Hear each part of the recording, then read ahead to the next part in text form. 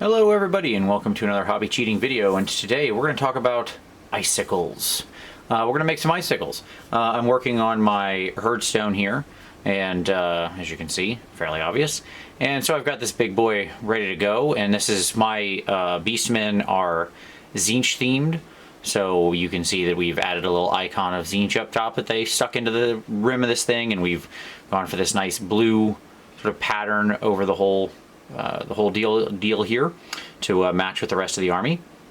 And so before we actually put our snow on, we're going to put some icicles on, because he has these nice horns. And as I was thinking about it, I was like, what a great place to hang some icicles from. So what do we need to make icicles? Well, first and most important thing is this, a plastic fork. Something like this. You want clear.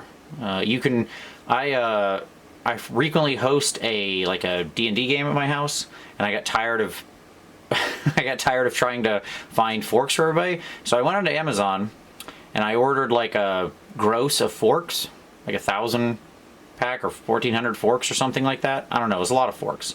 It came in a giant box. It was awesome. It was super cheap. But anyways, so now I have a bunch of plastic forks. And the bright side is I have a lot of icicles anytime I want them. So we're going to use our little tines here to make some icicles.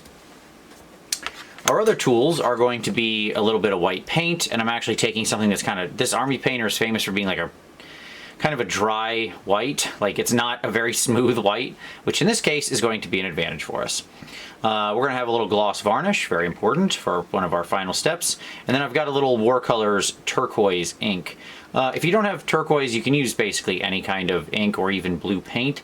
This is just a really glossy ink, and so it's going to be very helpful because we want the icicle to be shiny itself, and then the snow is what needs to dim it out. Okay, so very simple. We start out by cutting ourselves some icicles, and so we're going to scoot that bad boy back. So we're going to just find our area where we want to snap. We want to cut a couple different size tines, so we grab onto them so they don't go flying. So there we go. All right. Okay. And then let's do a bit deeper one. So we'll get a nice long one here. Okay. We'll do a little tiny short baby one. And then we'll actually have one we'll use that same one to cut a second long one. And then we'll do something kind of in the middle, maybe about almost the same as the first one, but a little bit less. All right, so there you go. We got 5 nice icicles. We can set our nice plastic fork to the side. Okay, so now our first step, before we actually put it on, is going to be, we're going to take some of our white paint. I'm just going to grab a little dry palette here. Scoot that guy to the back. Grab a little dry palette here. Now obviously, I am not priming these. I want them to stay clear. There we go. This paint is just so goopy, but that's fine. So we're gonna get ourselves a nice little soft dry brush. Get a little bit of that white paint on there. Just a little. I'm gonna wipe it way off. Now, this is just plastic and paint doesn't stick to it real well, but don't worry, that's okay. That's what we want. And then we're just going to take it and we're going to kind of hit the edges like that. Nice and subtle. You see that like slight foggy effect there? Let me hold it over the green. There you go. That's what we want. So I'm kind of going in a direction and I'm kind of trying to focus on the edges.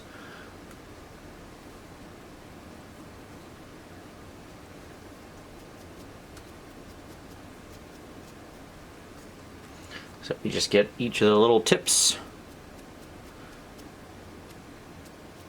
We're just trying to make it look frosted.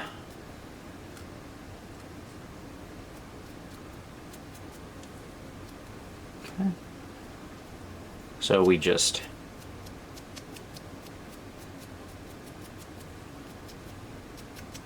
Now that paint won't stick on there real tight at this point, and that's okay, that's what we want, but that doesn't matter at the moment. Alright, so what we get is something that looks like that. See how that has that nice frosty effect down there at the bottom? Perfect.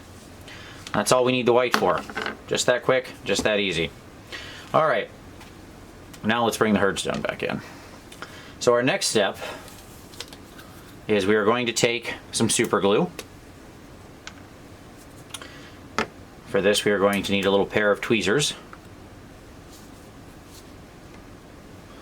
And I'm going to get out my accelerant now. I'm going to actually set the herdstone down like that so I don't have to hold it. Let's make sure we zoom on that herdstone here. Let's get a nice focus on that. Oh, wrong way, sorry. There we go. Okay, so then what we're going to do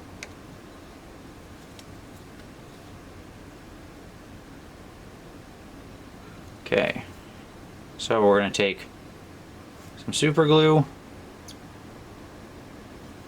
dab that, and then we're just going to stick it right on to the bottom. So it's hanging down at a nice vertical angle. We put a little accelerant on there and release. Alright, and so now what we get is a nice little dangling icicle. Okay. Didn't quite nail the angle there. That's okay. Normally you wouldn't be laying it down like this, you'd have it standing straight up, but I don't think you're going to be able to see what I'm doing if I put it like this. So one of the fun challenges of shooting a video. But you know what? It's okay. So now we go ahead, attach another one here.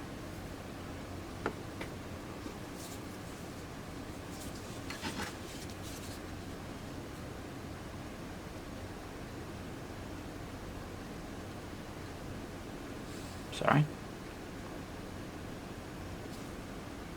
There we go. That one looks like it's at the right angle. A little accelerant. Okay.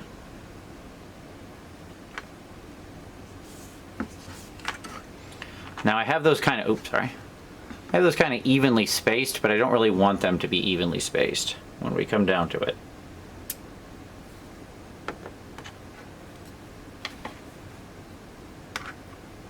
I want them to actually be fairly uneven because ice forms randomly. So we're going to go ahead and put a second one like right, flip that around so it's at the right angle. The icicle itself has a little bit of an angle.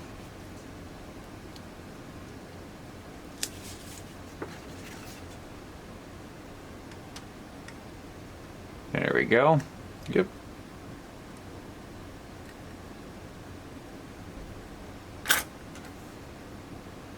If you got a little bit of a gap, don't worry, because we're going to fix that at the end. Okay.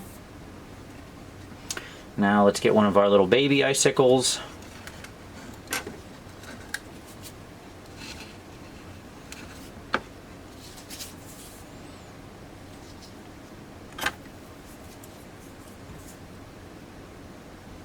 And as I was nice and dripped down here on my palette, or on my rubber mat, I'll just dip it right in there. And we're just going to attach it right like that.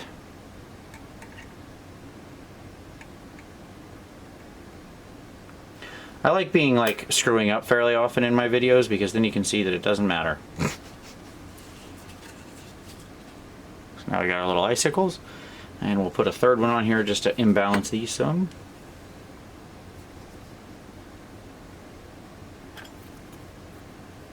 I probably still did it too even. The human brain just loves evenness. What can I say? That's okay. We can still fix it in post. And by post, I mean when we add snow.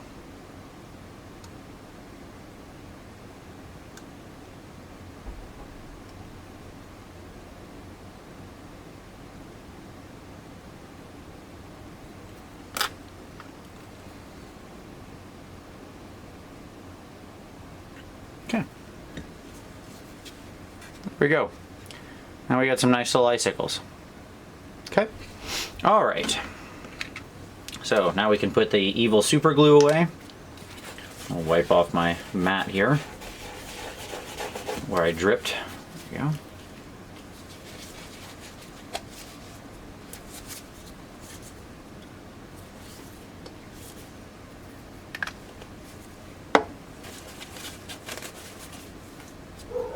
Alrighty, so put all that away. And now, our next step is we want to add a little bit of color to these. If you didn't use accelerant, then you want to make sure that the glue is all dry before you do this next step, otherwise you'll ruin a brush. But we're going to go back to our palette. We're going to take some of our blue ink. Let's get a couple of that out there. This says turquoise, but it's quite a blue turquoise to be fair. Alright. And what we're going to do is we're going to take some very thin versions of that blue ink. We're going to do this twice. So we're just going to run a little bit of it very lightly up the sides of the clear icicle. So very lightly. Let me get back to focusing on something higher up. There we go. It's not really going to stick to this super well because it's just raw plastic, and that's what we want. We're not trying to turn it super deep blue. We're trying to just get that hint of cold in there. So we're really just going for a very light filter. We're not letting anything pool, nothing like that. Okay. Just a very light blue haze, as though it's kind of reflecting the ambient cold color of the surroundings of the sky or something like that. Okay. Perfect. Alrighty. Final step. I don't know why I was trying to put my palette away. I'm a dummy. Final step is we take our gloss varnish. And we're going to get a big healthy amount of that out on the palette. So I got a big old... Gloss varnish is the gift that keeps on giving. Make sure my ink is all dry. Okay. Now what I'm going to do is I'm going to take my gloss varnish and very heavily I'm going to come up here at the top and touch it right in there and drag it down. Then I'm going to touch it up here at the top and drag it down. Same thing, and down. Now this does a few things. One, it makes sure that we get all the ink and all the paint and everything sealed in. Right? And you want to be very light with your touch because the varnish will pull the paint right off of the icicle. So like I am barely touching this brush to this, okay? The other thing it does is it puts some of that reflective ice up into the actual thing it's bonded to. Because ice doesn't just start from a matte surface, right? There's ice up here that this would be running down from. The other thing it does is it covers any gap that you happen to have. Excuse me. Okay. So it really is just the perfect tool for this. It gives us, and oh, by the way, it's also going to give us our shine. Because this is going to give us a super duper shine. So, there we go. You can see how we get that nice subtle, let me move that, there you go. See how we get that nice subtle blue tone in there? We have the nice white tip, but everything's going to be very frosty. By putting the varnish over the white, what it looks like has happened because we'll create a second layer of clear reflection. So one of the tricks with this is we're purposely trying to fool the eye with an optical illusion. Ice often has imperfections down in the ice, right? Where there's like cracks, little micro cracks that have formed as the ice is solidified. So by dry brushing the end and then glossing over top of it, we actually make it look like the white scratches and sort of micro texture is inside. That's why we dry brushed it as opposed to painting it, because we wanted to simulate those thousands of little cracks and little micro flaws that are in ice as it forms toward the edge, toward the bottom where it's kind of dripped off, okay? So once this is all dry, you can then apply your snow. I have a separate video for snow basing. I'll link that down below so you can go look at that. But the key is then with your snow, you want to pack a little of the snow around the edge of the ice here and hang a little bit off of the bottom of a few of them. Like sometimes you should have a little bit of snow attached to the bottom of your ice. Not every icicle. You don't go like all snow down to the bottom, all snow down to the bottom. Again, nature is very random. This needs to be varied. So at the same time, I'll also, you know, drop some snow up here on top. I'll put some on top of the head and that kind of thing, and down on the base down here, and so on and so forth. I'll hit the top ledges, all those kinds of things where snow would naturally collect. So I'm gonna like let this dry. I'm gonna do all that. I'll put the snow on. The picture you see in a minute will be post all of that so you can see how I took, it's the same technique from the snow video, but you can see how I applied it to the icicles. But there you go. Now we have nice little icicles hanging off of our herdstone. If you want to make them really sharp, by the way, I didn't sharpen these, but obviously the other thing you can do is you can take your hobby knife and very carefully sharpen these up. If you want some really like pointy, stabby death icicles, you can make sure they're very sharp like that. You can also, even if you're afterward, we can always take gloss varnish and just kind of like touch it to the bottom, and you'll get a little bit of hang down. It can help kind of like that. But either way, you can sharpen these up. If these feel too round to you, if you don't want like roundy round ice cubes, you can do it that way. But at any rate, there you go. That's how you make icicles. They're very simple. There's lots of ways to play with this technique. Like I used the blue here to add the color and the white to do the micro scratches. You can play around with other colors if you have in your environment. If your environment features other colors in it. Most time blue is cold, and so this is an appropriate scheme, but basically anything will work. Except for like warm colors, that's gonna clash in a weird way. By the way, you can also use this same trick for stalactites. You just paint them so like they look like stalactites in something. But there you go. That's it. That's ice. It's that easy. May you have lots of icicles. These are fun to hang off of, you know, little overhangs and anytime you're doing a snowy, wintry theme. So if you liked that, give it a like. Subscribe for more hobby cheating in the future. We have tutorials here every Saturday. If you have any questions, feel free to drop them down below. If you have suggestions for future hobby cheating videos, leave those down there. Always happy to see suggestions and answer people's questions. But I appreciate you watching this one, and as always, we'll see you next time.